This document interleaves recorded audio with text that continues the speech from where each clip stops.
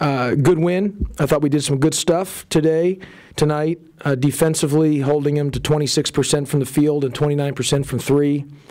Love the fact that we had 17 assists on 23 made field goals. Love the fact that we only had 7 turnovers. And we were 18 of 25 from the free throw line. We stepped up and put the ball in the basket from the free throw line. However, I did not like us giving up the offensive rebounds that we gave up to them. They had 21, which is way too many. And that is because of 2 reasons. One, when we get in scramble mode or we gamble, we put ourselves in a deficit, and then those bigs have angle opportunities to get offensive rebounds. And secondly, some of our guys, because we want to play with pace and fast, they start leaking out instead of finishing the possession.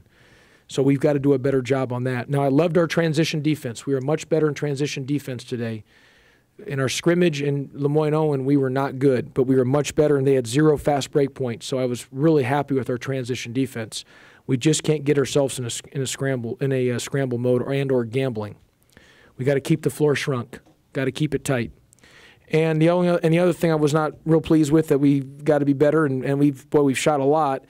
We spent a lot of time on shooting, but we didn't shoot obviously from 3 well, 3 of 18. And I thought we settled a little bit in the first half when they went zone. First half we were 0 for 12, 0 for 12 when we did not get a paint touch, and that resulted in us having some quick shots. And we're best when we get into the paint, be able to get to that second, third side. We did have 8 3-stops in a row today, which is a great stat. We want to get 7. We had 8, and we won the 50-50 ball. We were plus 11 on the 50-50 ball, which I always believe is a direct correlation to winning. So overall, good win. We played Tuesday versus Oklahoma, a team that most people pick as a potential Final Four team.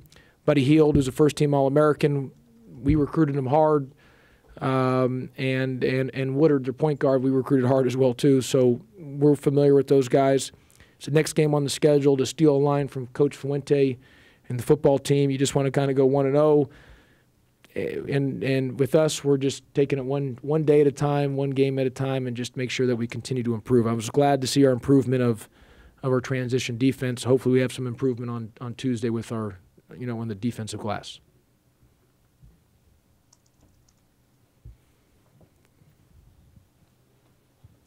Josh, I know the last 3 years with Shaq, energy has been back and forth. And there was one sequence in the second half where he goes up, miss, offensive rebound, goes up, miss, offensive rebound, ball bounces off of a guy, and he dives after it, and it's their ball. But what does that sequence, things like that, show you about his energy this season?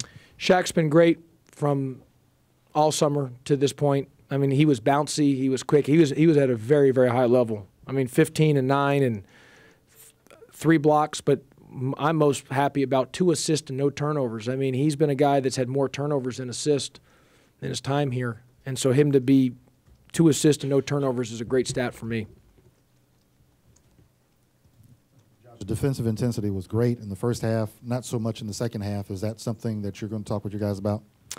Yeah, I felt we played a little bit to the scoreboard, and we can't do that. And now overall our numbers were good. We ended up holding them to, like I said, 26% from the field and 29 from 3. The issue was more about the offensive rebounds. It wasn't always the initial line of defense. It was the second chance. And they had 13 points off of, their second. They had 13 second chance points. So we just can't. We got to rebound the ball. And we're not a big team, but that's not an excuse for us not to rebound the ball, because rebounding is just about – we just can't put ourselves in a position where we're full rotation and their big has just got the angles to get the offensive glass. Josh, does Diedrich surprise even you sometimes with what he sees kind of as it's in the process of happening? I think Diedrich and KJ will be, two of the best people from Memphis to come out of Memphis to play here at Memphis. I really believe that. I think both got tremendous upside, tremendous potential. Both young men will get better with more experience. There's going to be some highs and lows. There's going to be some struggles here and there, but the more they get experience, the more time they get, the better they're going to be. And it's just, that's how they're going to keep improving each time they step on the floor.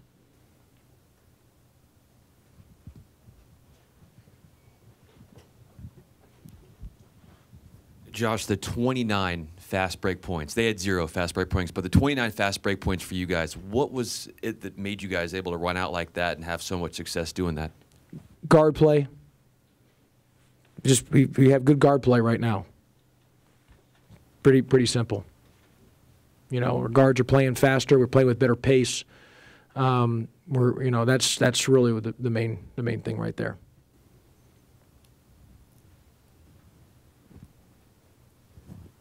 Treshawn Burrow looks different than he did now than he did at this time last season. What do you think sparked that change in him?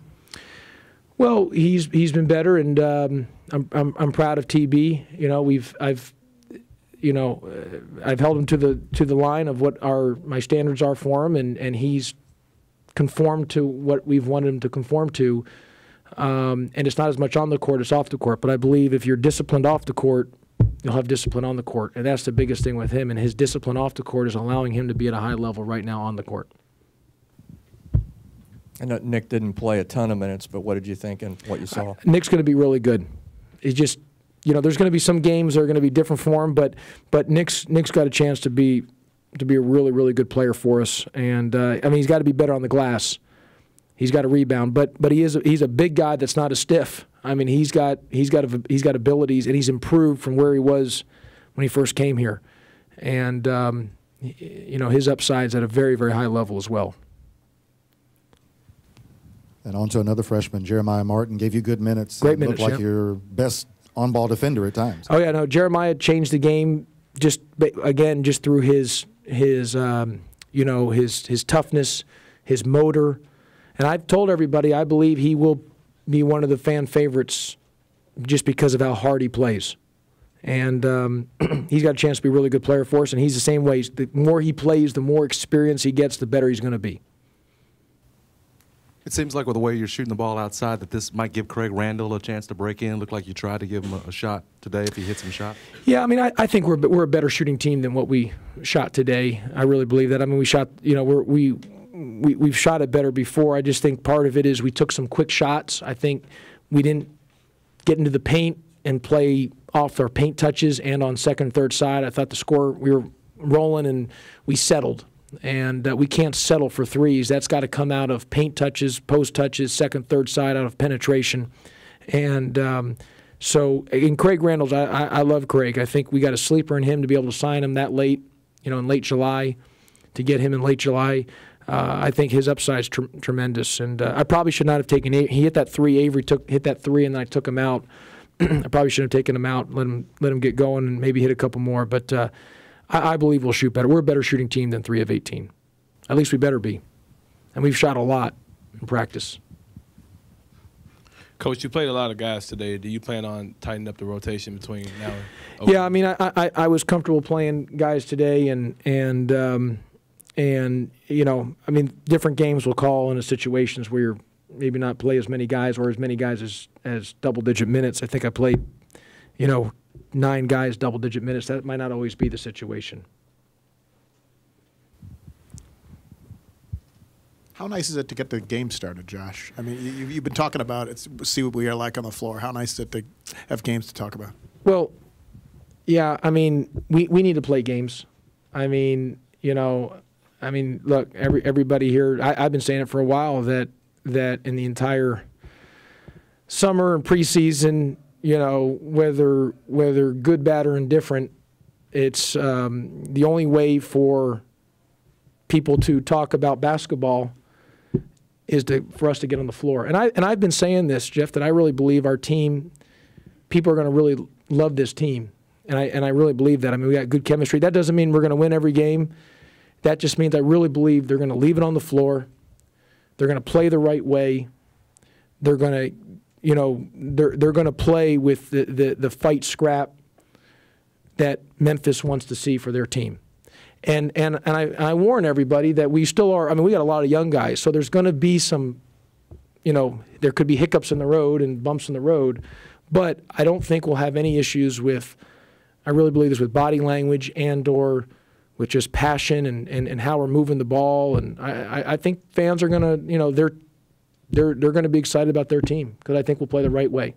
And we will get better as each game goes forward because, as I mentioned to Don there, that the more our young guys play minutes, the better they're going to be with experience. Availability for Kedron on Tuesday, or is it still a day-to-day Kedron did not play today due to his shoulder, strictly due to his shoulder. He had hurt it in practice earlier in the week. So, as I said, it's going to be day by day the entire time, game by game.